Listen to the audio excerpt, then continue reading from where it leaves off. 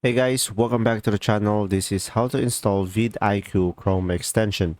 So first thing that you will do is simply go to google.com, and from here just simply search over here Chrome extensions, and from here this will be the result.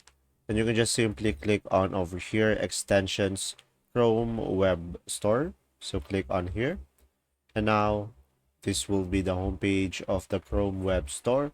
And now from here, just simply click on the search bar at the top over here and just simply search for vidIQ.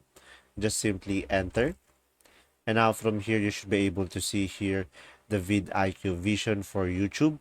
So make sure it is verified. As you can see, it has a blue mark. So click on here and now click on add to Chrome and click on add extension.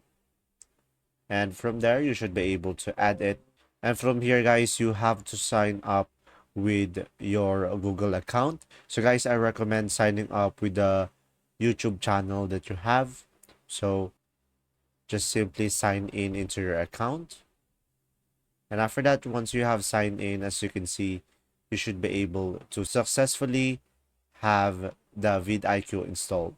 And there you go. If this video was helpful, please like and subscribe, and thanks for watching.